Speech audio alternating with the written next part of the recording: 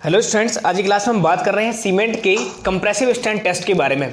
तो अब तक की क्लासेस में हमने पढ़ लिया है सीमेंट का फाइनेस टेस्ट, कंसिस्टेंसी टेस्ट और इनिशियल सेटिंग टाइम टेस्ट और फाइनल सेटिंग टाइम टेस्ट जैसे टेस्ट पर हमने अब तक बात कर चुके हैं। पर आज की क्लास का हमारा टॉपिक है इंडियन स्टैंडर्ड 4031 के अकॉर्डिंग जो लैब टेस्ट किए जाते हैं सीमेंट के, उसमें कंप्रेसिव स्ट्रेंथ टेस्ट के बारे में कि आखिर सीमेंट की संपीड़न सामर्थ्य परीक्षण हमारा किस तरीके से किया जाता है और उस परीक्षण को करने के लिए हमें क्या क्या स्पेसिफिकेशन की आवश्यकता होती है, उस पर हम आज की क्लास में बात करेंगे। तो जितनी भी हम क्लासेस बना रहे हैं उनमें सब में हमने एक चीज़ कॉमन ये रखी, हम इस पॉइंट ऑफ व्यू से देखकर जो लेक्चर बनाते हैं कि ताकि जो कंपटीशन में जितनी मैक्सिमम से मैक्सिमम हमारी प्रॉब्लम्स आती हैं वो हमारे एक ही लेक्चर में कंप्लीट हो जाए जिस टॉपिक से रिलेटेड हमारी बात हो रही है। तो आज की क्लास में हम बात कर रहे हैं कंप्रेसिव स्ट्रेंथ टेस्ट के बारे में। तो चलिए स्टार्ट करते हैं आज की क्लास। देखिए, सीमेंट का कंप्रेसिव स्ट्रेंथ टेस्ट का मतलब है कि सीमेंट की संपीड़न जो सामर्थ्य जो क्षमता है उसकी कितनी होती है। तो उस टेस्ट को करने के लिए हमें क्या करना होता है? देखिए, उस टेस्ट को करने के लिए ओवरऑल हमें क्यूब तैयार करना है, लेकिन बात हमें यह समझनी है क्यूब हमारा किस साइज का होना चाहिए। क्यूब के लिए हम सीमेंट सैंड का कितना रेशियो रखेंगे और टेम्परेचर कितना होना चाहिए, ह्यूमिडिटी कितनी होनी चाहिए। जब हम टेस्ट को परफॉर्म कर रहे हैं तब ये सारी चीज़ें हमारे कंपटीशन से रिलेटेड बहुत ज़्यादा इंपॉर्टेंट होती है और उसमें वाटर परसेंटेज क्या रहेगी, रेशियो वगैरह सब पर हम आज बात करेंगे। तो देखिए, सीमेंट का कंप्रेसिव स्ट्रेंथ टेस्ट करने के लिए हम क्यूब बनाते हैं, तो मिनिमम हमें 3 क्यूब बनाने होते हैं। लेकिन इस क्यूब को बनाने के लिए हम करेंगे क्या, सीमेंट और एक पूरा फ्लो चार्ट बनाया हुआ है, इसी फ्लो में आपको याद भी करना है कि सीमेंट और सैंड को हम क्या करते हैं 1:3 के अनुपात में, यानी 1 अनुपात में सीमेंट और उसी में 3 अनुपात में हम क्या करते हैं सैंड लेते हैं। जैसे मैं एक एग्जाम्पल देता हूं कि आप 185 ग्राम अगर आप सीमेंट ले रहे हैं तो उस केस में आप 555 ग्राम क्या लेंगे, सैंड लेंगे। तो इस तरीके से 1:3 में, यानी हम क्या करेंगे सीमेंट का कंप्रेसिव स्ट्रेंथ टेस्ट करने के लिए जो क्यूब बनाया जाएगा उस क्यूब के लिए हम सीमेंट लेंगे 1 अनुपात में और दूसरा हम सैंड लेंगे 3 अनुपात में। और अब क्या करेंगे, इस सीमेंट और सैंड को मिक्सिंग करने के लिए हमें वाटर की रिक्वायरमेंट होगी। तो वाटर की रिक्वायरमेंट को समझने से पहले अब आप ये भी जान लीजिए कि सीमेंट जो हम यूज कर रहे हैं यहाँ पर वो जनरली आप कोई भी एक सीमेंट ले सकते हैं, जैसे कि OPC 43 मैं यहाँ पर लेकर टेस्ट को परफॉर्म करना आपको बताता हूँ। तो सीमेंट हमने OPC 43 या 33 हमने ले लिया और उसके बाद में हम क्या करेंगे सैंड की बारी। तो सैंड जो हम लेंगे वो क्या करें, स्टैंडर्ड सैंड लेंगे। अब स्टैंडर्ड सैंड क्या है, स्टैंडर्ड सैंड हम किसे कहते हैं, ऐसी सैंड जो हमारी IS 650 कोड के अकॉर्डिंग स्पेसिफाइड है। यानी IS 650 के अकॉर्डिंग कौन सी सैंड स्पेसिफाइड है, इनोर सैंड। तो इनोर सैंड कहाँ हमें मिलती है, ये सैंड हमें तमिलनाडु क्षेत्र में, तमिलनाडु के क्षेत्र में हमें देखने को मिलती है। और इस सैंड को लाते हैं हम, तो इस सैंड में एक वेल ग्रेडेड हमारी सैंड होती है IS 650 के अकॉर्डिंग। इसी सैंड को हमने क्या बोला, स्टैंडर्ड सैंड। कहाँ मिलती है ये, इसको हम कहते हैं इनोर सैंड और मिलती कहाँ पर है, तमिलनाडु में मिलती है। इस जरा फोकस चेक कर लेने के बाद अब हम बात करते हैं। तो सीमेंट और सैंड हमने किस अनुपात में ला लिया, 1:3 में हमने सीमेंट और सैंड ले लिया। और सीमेंट और सैंड लेने के बाद अब बारी आती है कि वाटर परसेंटेज क्या रखेंगे। देखिए, वाटर परसेंटेज जो रखेंगे, क्योंकि मिक्सिंग के लिए क्यूब बनाना है तो जाहिर सी बात है हमें क्यूब को बनाने के लिए सीमेंट, सैंड और वाटर की मिक्सिंग करनी होगी प्रॉपर। तो वाटर की मिक्सिंग करने के लिए हम क्या करेंगे, P/4 + 3। अब ये क्या चीज है, P हमारा क्या था, मैंने जब बताया था कंसिस्टेंसी टेस्ट, तो ये हमारी जो कंसिस्टेंसी वाटर परसेंटेज आई थी।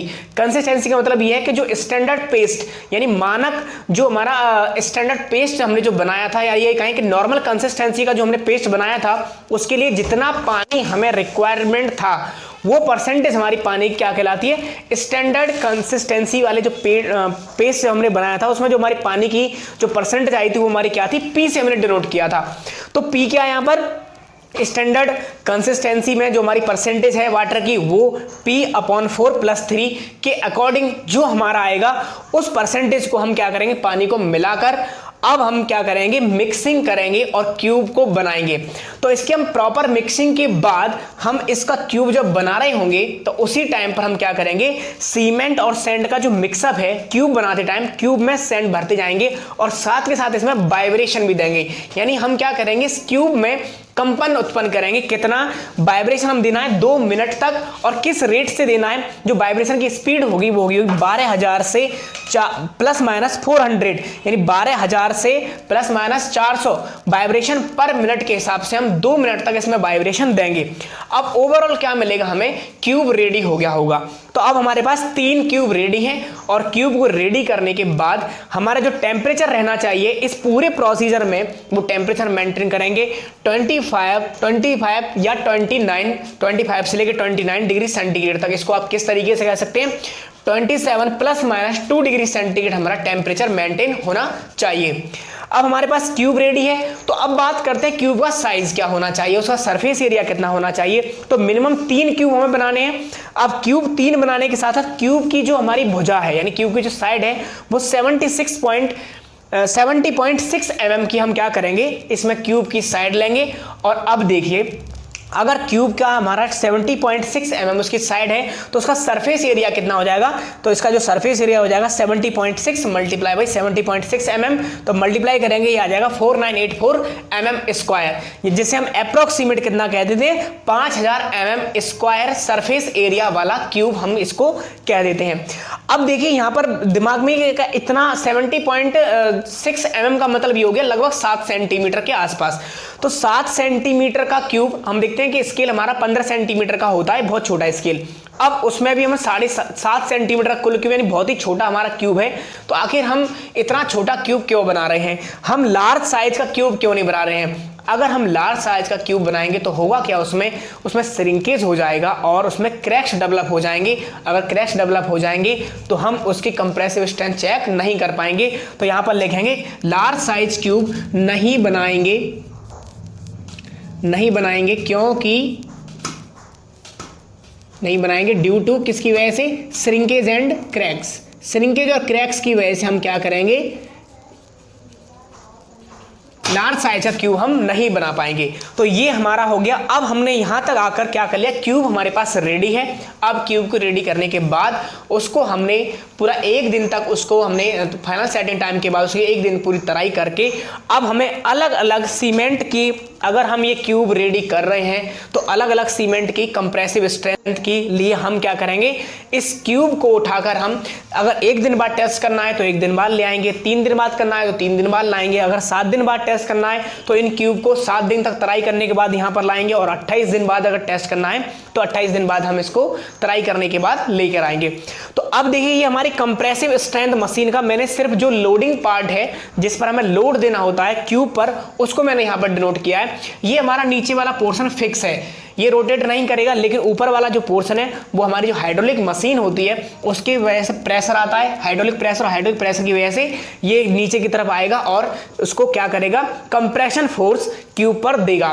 तो अब बात आती है कि जब हम टेस्ट करेंगे कंप्रेसिव स्ट्रेंथ टेस्ट, तो क्यूब में किस रेट से हम लोडिंग देंगे, तो लोडिंग हम देंगे 0 से लेके चलने देंगे, लेकिन लोडिंग हमारी कितनी देंगे, फाइनली लोडिंग जो हम देते हैं इसमें कंप्रेसिव स्ट्रेंथ चेक करने के लिए सीमेंट की, तो ये हमारा होता है 35 न्यूटन पर mm स्क्वायर पर मिनट। ये इस रेट से लोडिंग रेट हमारा कितना है, 35 न्यूटन पर mm स्क्वायर पर मिनट के हिसाब से हम लोडिंग देंगे, और लोडिंग हम देते जाएंगे तब तक जब तक कि हमारा क्यूब फेलियर नहीं हो जाता है। जब क्यूब फेलियर हो जाएगा तब हम क्या करेंगे, यानी इस रेट से हम क्या करेंगे, लोडिंग को बढ़ा जाएंगे, और जब हमारा क्यूब फेलियर हो जाएगा तो क्यूब को हमने यहाँ पर रखा, और जैसे ही क्यूब में हमें क्रैक्स दिखाई देने लगेंगे, इस तरीके से क्रैक्स आने लगेंगे, हम समझ जाएंगे क्यूब हमारा क्या हो गया, फेलियर जोन में जा रहा है। तो वहीं पर हम उसकी रीडिंग को नोट कर लेंगे। अब हम देखेंगे जो ऊपर से हमने लोड दिया है, स्ट्रेंथ निकालने के लिए क्या करेंगे, हम स्ट्रेस निकालने के लिए उससे कितने स्ट्रेस डेवलप हो रहे हैं, तो क्या करेंगे, लोड और अपॉन इसका क्रॉस सेक्शनल एरिया हम निकाल चुके हैं पहले से ही। तो इससे हम क्या करेंगे, इसकी स्ट्रेंथ यानी इसके अंदर उत्पन्न होने वाले स्ट्रेस निकाल लिए जाएंगे, यानी इसकी स्ट्रेंथ हमें पता चल जाएगी। अब बात करते हैं कि किस सीमेंट की कितनी हमारी स्ट्रेंथ होती है। तो देखिए, अगर आप ऑर्डिनरी पोर्टलैंड सीमेंट, ये डेटा आपके लिए बहुत ज़्यादा इंपॉर्टेंट है, इस डेटा को आपको याद करना है, कंपटीशन में डायरेक्टली क्वेश्चन पूछते हैं, या ये डेटा याद रखना है, इसमें भी हमें डायरेक्टली क्वेश्चन देखने को मिलते हैं। चलिए, तो सबसे पहले बात करते हैं टाइम एंड स्ट्रेंथ के बारे में। तो टाइम एंड स्ट्रेंथ के बारे में बात करें, अगर एक दिन में हम देखें तो सीमेंट हमारा कितना % स्ट्रेंथ गेन करता है। चलिए पहले मैं इसको बता देता हूँ, क्योंकि डायरेक्ट इसी टॉपिक को पढ़ा है तो यहाँ से आपको सीधे समझ में आएगा कि न्यूटन पर एमएम स्क्वायर में हमने इसकी स्ट्रेंथ देख रखी है। तो ऑर्डिनरी पोर्टलैंड सीमेंट की अगर आप एक दिन बाद स्ट्रेंथ हम नहीं देखते हैं, हम कितने 3 दिन के बाद स्ट्रेंथ देखते हैं, कितनी आनी चाहिए इसकी 16, 22 एंड फाइनली हमारा कितना ग्रेड है 33। तो मैक्सिमम स्ट्रेंथ तो इतनी ही आनी है इसकी 33, क्या न्यूटन पर एमएम स्क्वायर। ये जो भी वैल्यू मैं लिख रहा हूँ वो किस में लिख रहा हूँ, न्यूटन पर एमएम स्क्वायर में इसके स्ट्रेस हम लिख रहे हैं। अगला हमारा पोर्टलैंड पोज़ोलाना सीमेंट अगर टेस्ट करें तो हमारा कितना आएगा, तो भी हमारी सेम वैल्यू रहती है, आपको सेम वैल्यू याद रखनी है। अगला हमारा है लो हीट सीमेंट। तो देखिए लो हीट सीमेंट हम जानते हैं कि इनिशियली स्ट्रेंथ हमारी ये क्या करती है, स्लो गेन करती है, लेकिन फाइनली हमारी ये स्ट्रेंथ हमारी क्या ज़्यादा गेन करती है। तो वही चीज़ यहाँ पर भी हमें देखने को मिलती है, ये हमारा होगा 10, 16, बट फाइनल जो अल्टीमेट स्ट्रेंथ होगी 35 न्यूटन पर एमएम स्क्वायर इसकी स्ट्रेंथ होती है। अगला हमारा है हाई एल्यूमिना सीमेंट। तो इसकी हमारी हम जानते हैं कि हाई एल्यूमिना सीमेंट हमारा बहुत ही तेजी से स्ट्रेंथ गेन करता है। तो ये हमारा करता है 30 और यहाँ पर 3 डेज में कितने 35 न्यूटन पर एमएम स्क्वायर। अब बात करें हमारे कौन से रैपिड हार्डनिंग सीमेंट, तो इसका होगा हमारा 16 एंड 27.5 न्यूटन पर एमएम स्क्वायर, ये हमारी इसकी स्ट्रेंथ होगी रैपिड हार्डनिंग सीमेंट की। ये सारा आपको चार्ट याद करना है और इस चार्ट से हमें क्वेश्चन बहुत देखने के लिए मिलते हैं। अब एक इंपॉर्टेंट क्वेश्चन हमारा यहां से भी बनता है कि टाइम वर्सेस स्ट्रेंथ, यानी टाइम और स्ट्रेंथ का सीमेंट में क्या लेना देना है। तो उसको हम अभी मैं आपको बताऊंगा कि टाइम और स्ट्रेंथ का एक नॉन लीनियर रिलेशनशिप है, तो आपको समझ में नहीं आएगा। तो उसको समझने के लिए हम क्या समझें, पहले इसकी स्ट्रेंथ को देख लेते तो हमें समझ में आएगा आसानी से कि एक दिन में अगर हम देखें सीमेंट कितनी स्ट्रेंथ गेन कर पाता है, तो 16% सीमेंट गेन कर पाता है। यहाँ से बहुत इंपॉर्टेंट क्वेश्चन बनता है। अगला हमारा 40% गेन करता है 3 डेज में, 65% करता है 7 डेज में, 90% करता है 40 डेज में, और 99% जिसे हम लगभग 100% भी कह लेते हैं किसमें 28 डेज में। हम जानते हैं कि सीमेंट जो क्यूब है वो 28 डेज की स्ट्रेंथ को हम क्या मानते हैं, हम 100% स्ट्रेंथ को मान लेते हैं।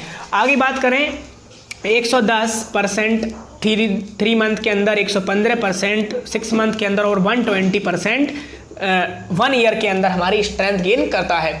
तो ये हमारा सीन। अब आप देख रहे हैं कि देखो कि इनमें लीनियर रिलेशनशिप नहीं है। 3 दिन में 40%, 1 दिन में 16। अगर लीनियर रिलेशनशिप होता तो 2 दिन में कितनी आती, 32 आती, 3 दिन में हमारी 48 आती। इन लगातार उस तरह से बढ़ती जिस तरह से लीनियर रिलेशनशिप बढ़ना चाहिए। लेकिन आप देख रहे हैं कि 1 दिन में 16, 3 दिन में 40 और डायरेक्टली 7 दिन में 65, फिर 14 दिन में 90, 28 दिन में 100। तो यानी हम ये कह सकते हैं यहाँ से कि इनके टाइम और स्ट्रेंथ को देखते हुए यहाँ पर हम क्या लिखेंगे, इंपॉर्टेंट नोट, कि सीमेंट में टाइम वर्सेस स्ट्रेंथ जो रिलेशनशिप है, टाइम वर्सेस स्ट्रेंथ रिलेशनशिप जो संबंध आएगा, रिलेशनशिप वो कैसा हमारा होता है, नॉन लीनियर होता है।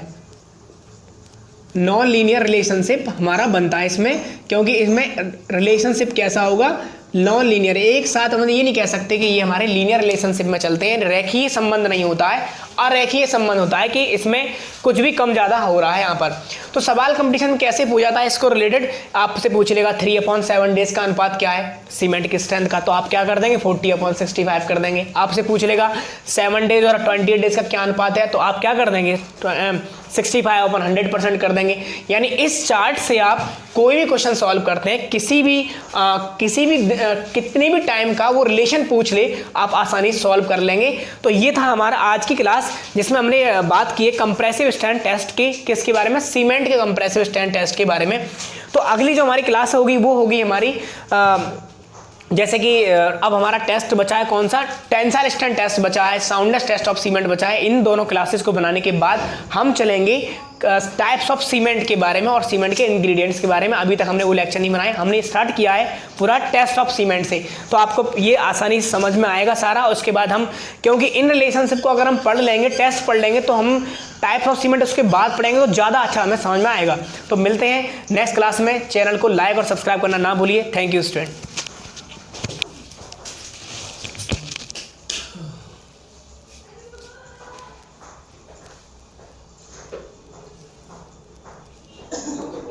घंटा भी पढ़ा दे जाओ।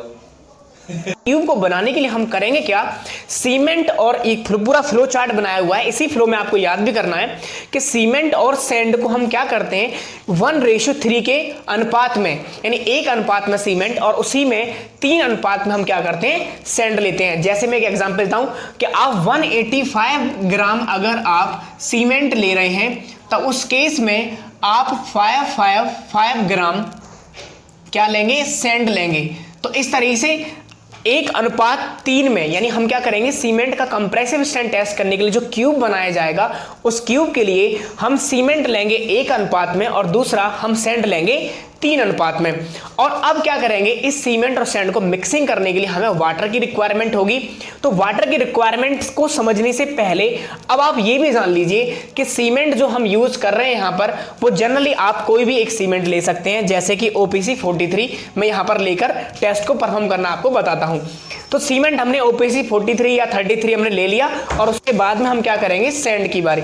तो सैंड जो हम लेंगे वो क्या करें, स्टैंडर्ड सैंड लेंगे। अब स्टैंडर्ड सैंड क्या है, स्टैंडर्ड सैंड हम किसे कहते हैं, ऐसी सैंड जो हमारी IS 650 कोड के अकॉर्डिंग स्पेसिफाइड है, यानी IS 650 के अकॉर्डिंग कौन सी सैंड स्पेसिफाइड है, इनोर सैंड। तो इनोर सैंड कहाँ हमें मिलती है, ये सैंड हमें तमिलनाडु क्षेत्र में, तमिलनाडु के क्षेत्र में हमें देखने को मिलती है। और इस सैंड को लाते हैं हम, तो इस सैंड में एक वेल ग्रेडेड हमारी सैंड होती है IS 650 के अकॉर्डिंग। इसी सैंड को हमने क्या बोला, स्टैंडर्ड सैंड। कहाँ मिलती है ये, इसको हम कहते हैं इनोर सैंड और मिलती कहाँ पर है, तमिलनाडु में मिलती है। इस जरा फोकस चेक कर लेने के बाद अब हम बात करते हैं। तो सीमेंट और सैंड हमने किस अनुपात में मिला लिया, 1:3 में हमने सीमेंट और सैंड ले लिया। और सीमेंट और सैंड लेने के बाद अब बारी आती है कि वाटर परसेंटेज क्या रखेंगे। देखिए वाटर परसेंटेज जो रखेंगे, क्योंकि मिक्सिंग के लिए क्यूब बनाना है तो जाहिर सी बात है हमें क्यूब को बनाने के लिए सीमेंट सैंड और वाटर की मिक्सिंग करनी होगी प्रॉपर। तो वाटर की मिक्सिंग करने के लिए हम क्या करेंगे, P/4 + 3। अब ये क्या चीज है, P हमारा क्या था, मैंने जब बताया था कंसिस्टेंसी टेस्ट, तो ये हमारी जो कंसिस्टेंसी वाटर परसेंटेज आई थी, कंसिस्टेंसी का मतलब ये है कि जो स्टैंडर्ड पेस्ट यानी मानक जो हमारा स्टैंडर्ड पेस्ट हमने जो बनाया था, या ये कहें कि नॉर्मल कंसिस्टेंसी का जो हमने पेस्ट बनाया था उसके लिए जितना पानी हमें रिक्वायरमेंट था वो परसेंटेज हमारी पानी की क्या कहलाती है, स्टैंडर्ड कंसिस्टेंसी वाले जो पेस्ट हमने बनाया था उसमें जो हमारी पानी की जो परसेंटेज आई थी वो हमारी क्या थी, P से हमने डिनोट किया था।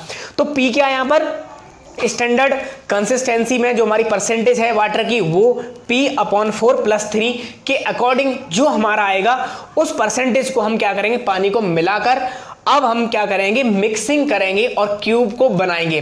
तो इसके हम प्रॉपर मिक्सिंग के बाद हम इसका क्यूब जब बना रहे होंगे तो उसी टाइम पर हम क्या करेंगे, सीमेंट और सैंड का जो मिक्सअप है क्यूब बनाते टाइम क्यूब में सैंड भरते जाएंगे और साथ के साथ इसमें वाइब्रेशन भी देंगे। यानी हम क्या करेंगे, इस क्यूब में कंपन उत्पन्न करेंगे। कितना वाइब्रेशन हम देना है, 2 मिनट तक। और किस रेट से देना है, जो वाइब्रेशन की स्पीड होगी वो होगी 12,000 से +-400, यानी 12,000 से +-400 वाइब्रेशन पर मिनट के हिसाब से हम 2 मिनट तक इसमें वाइब्रेशन देंगे। अब ओवरऑल क्या मिलेगा हमें, क्यूब रेडी हो गया होगा। तो अब हमारे पास 3 क्यूब रेडी हैं और क्यूब को रेडी करने के बाद हमारा जो टेम्परेचर रहना चाहिए इस पूरे प्रोसीजर में वो टेम्परेचर मेंटेन करेंगे 25 या 25 से लेकर 29 डिग्री सेंटीग्रेड तक। इसको आप किस तरीके से कह सकते हैं, 27 ±2 डिग्री सेंटीग्रेड हमारा टेम्परेचर मेंटेन होना चाहिए। अब हमारे पास क्यूब रेडी है, तो अब बात करते हैं क्यूब का साइज क्या होना चाहिए, उसका सरफेस एरिया कितना होना चाहिए। तो मिनिमम 3 क्यूब हमें बनाने हैं। अब क्यूब 3 बनाने के साथ साथ क्यूब की जो हमारी भुजा है यानी क्यूब की जो साइड है वो 70.6 mm की हम क्या करेंगे, इसमें क्यूब की साइड लेंगे। और अब देखिए अगर क्यूब का हमारा 70.6 mm उसकी साइड है तो उसका सरफेस एरिया कितना हो जाएगा, तो इसका जो सरफेस एरिया हो जाएगा 70.6 × 70.6 mm, तो मल्टीप्लाई करेंगे ये आ जाएगा 4984 mm², जिसे हम अप्रोक्सीमेट कितना कहते थे, 5000 mm² सरफेस एरिया वाला क्यूब हम इसको कह देते हैं।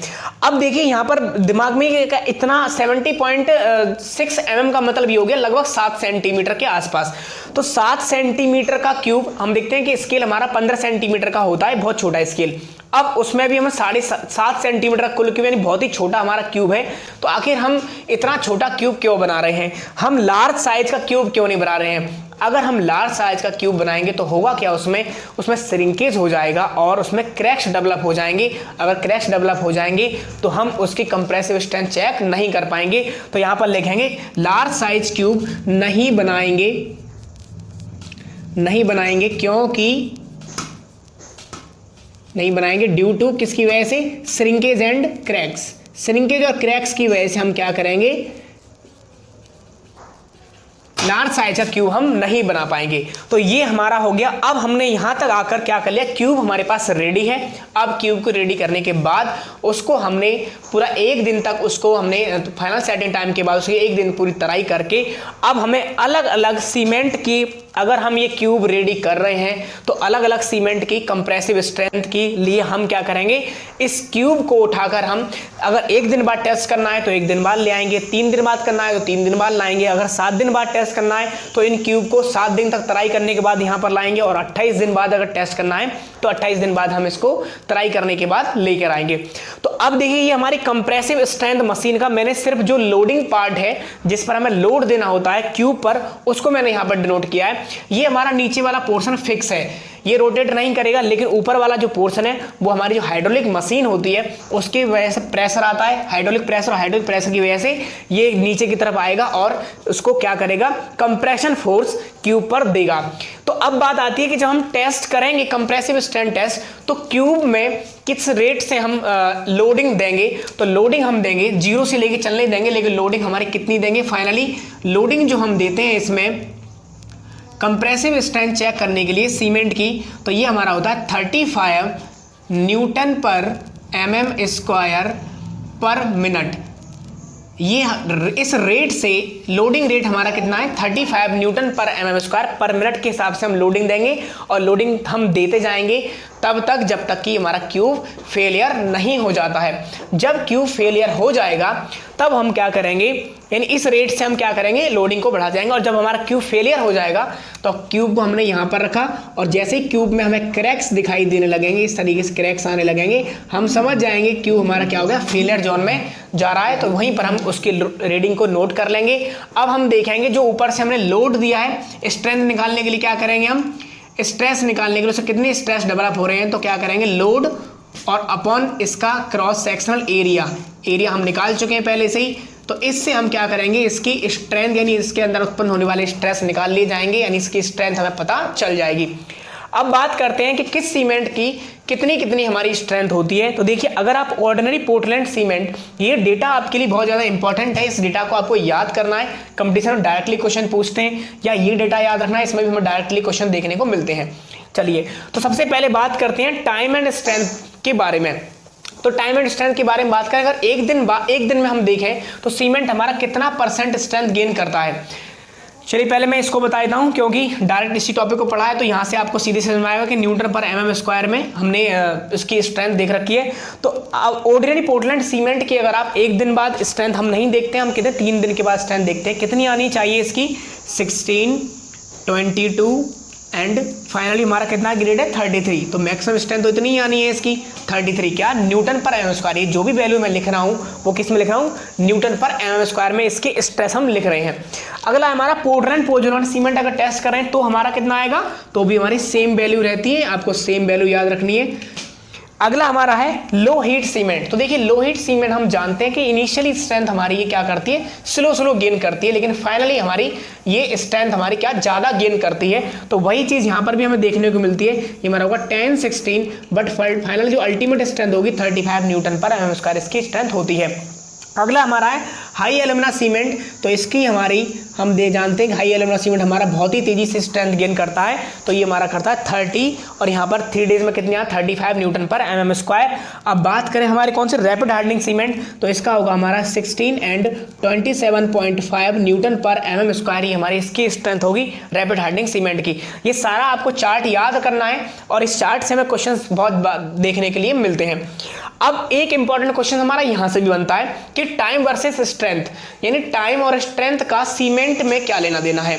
तो उसको हम अभी मैं आपको बताऊंगा कि टाइम और स्ट्रेंथ का एक नॉन लीनियर रिलेशनशिप है, तो आपको समझ में नहीं आएगा। तो उसको समझने के लिए हम क्या समझें, पहले इसकी स्ट्रेंथ को देख लेंगे तो हमें समझ में आएगा आसानी से कि एक दिन में अगर हम देखें सीमेंट कितनी स्ट्रेंथ गेन कर पाता है, तो 16% सीमेंट गेन कर पाता है। यहाँ से बहुत इंपॉर्टेंट क्वेश्चन बनता है। अगला हमारा 40% गेन करता है 3 डेज में, 65% करता है 7 डेज में, 90% करता है 40 डेज में, और 99% जिसे हम लगभग 100% भी कह लेते हैं किसमें, 28 डेज में। हम जानते हैं कि सीमेंट जो क्यूब है वो 28 डेज की स्ट्रेंथ को हम क्या मानते हैं, हम 100% स्ट्रेंथ को मान लेते हैं। आगे बात करें 110% 3 मंथ के अंदर, 115% 6 मंथ के अंदर, और 120% 1 ईयर के अंदर हमारी स्ट्रेंथ गेन करता है। तो ये हमारा सीन। अब आप देख रहे हैं कि देखो कि इनमें लीनियर रिलेशनशिप नहीं है। 3 दिन में 40%, 1 दिन में 16। अगर लीनियर रिलेशनशिप होता तो 2 दिन में कितनी आती, 32 आती, 3 दिन में हमारी 48 आती। इन लगातार उस तरह से बढ़ती जिस तरह से लीनियर रिलेशनशिप बढ़ना चाहिए। लेकिन आप देख रहे हैं कि 1 दिन में 16, 3 दिन में 40, और डायरेक्टली 7 दिन में 65, फिर 14 दिन में 90, 28 दिन में 100। तो यानी हम ये कह सकते हैं यहाँ से कि इनके टाइम और स्ट्रेंथ को देखते हुए यहाँ पर हम क्या लिखेंगे, इंपॉर्टेंट नोट, कि सीमेंट में टाइम वर्सेस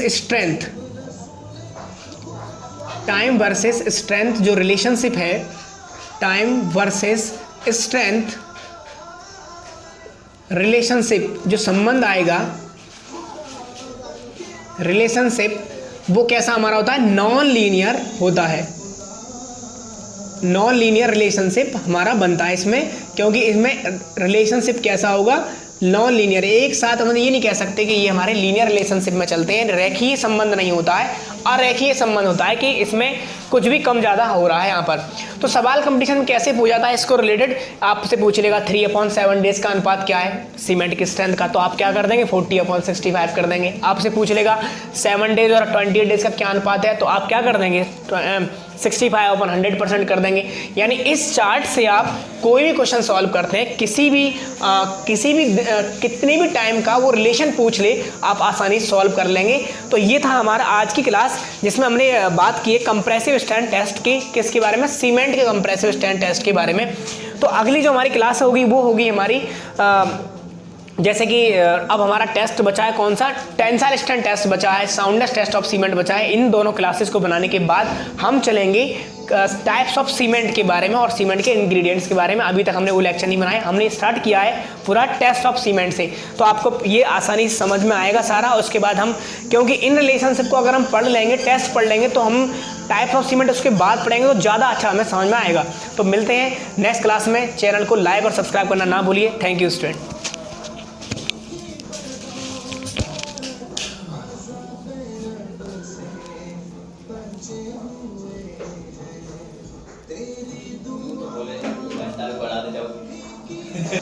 निकालने के लिए उससे कितने स्ट्रेस डेवलप हो रहे हैं, तो क्या करेंगे, लोड और अपॉन इसका क्रॉस सेक्शनल एरिया हम निकाल चुके हैं पहले से ही।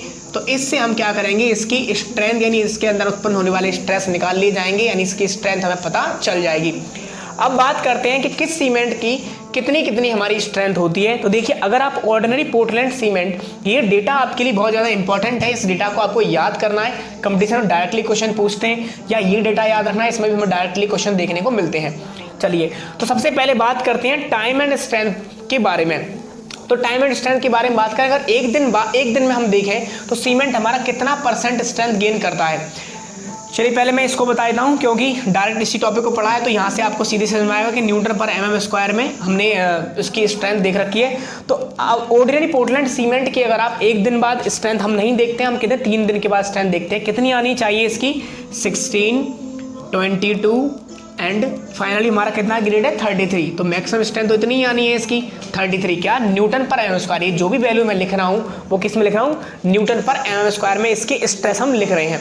अगला हमारा पोर्टलैंड पोज़ोलाना सीमेंट अगर टेस्ट करें तो हमारा कितना आएगा, तो भी हमारी सेम वैल्यू रहती है, आपको सेम वैल्यू याद रखनी है। अगला हमारा है लो हीट सीमेंट। तो देखिए लो हीट सीमेंट हम जानते हैं कि इनिशियली स्ट्रेंथ हमारी ये क्या करती है, स्लो गेन करती है, लेकिन फाइनली हमारी ये स्ट्रेंथ हमारी क्या ज़्यादा गेन करती है। तो वही चीज़ यहाँ पर भी हमें देखने को मिलती है, ये हमारा होगा 10-16, बट फाइनल जो अल्टीमेट स्ट्रेंथ होगी 35 न्यूटन पर एमएम स्क्वायर इसकी स्ट्रेंथ होती है। अगला हमारा है हाई एल्यूमिना सीमेंट। तो इसकी हमारी हम जानते हैं कि हाई एल्यूमिना सीमेंट हमारा बहुत ही तेजी से स्ट्रेंथ गेन करता है। तो ये हमारा करता है 30 और यहाँ पर 3 डेज में कितने 35 न्यूटन पर एमएम स्क्वायर। अब बात करें हमारे कौन से रैपिड हार्डनिंग सीमेंट, तो इसका होगा हमारा 16 एंड 27.5 न्यूटन पर एमएम स्क्वायर, ये हमारी इसकी स्ट्रेंथ होगी रैपिड हार्डनिंग सीमेंट की। ये सारा आपको चार्ट याद करना है और इस चार्ट से हमें क्वेश्चन बहुत देखने के लिए मिलते हैं। अब एक इंपॉर्टेंट क्वेश्चन हमारा यहाँ से भी बनता है कि टाइम वर्सेस स्ट्रेंथ, यानी टाइम और स्ट्रेंथ का सीमेंट में क्या लेना देना है। तो उसको हम अभी मैं आपको बताऊंगा कि टाइम और स्ट्रेंथ का एक नॉन लीनियर रिलेशनशिप है, तो आपको समझ में नहीं आएगा। तो उसको समझने के लिए हम क्या समझें, पहले इसकी स्ट्रेंथ को देख लेंगे तो हमें समझ में आएगा आसानी से।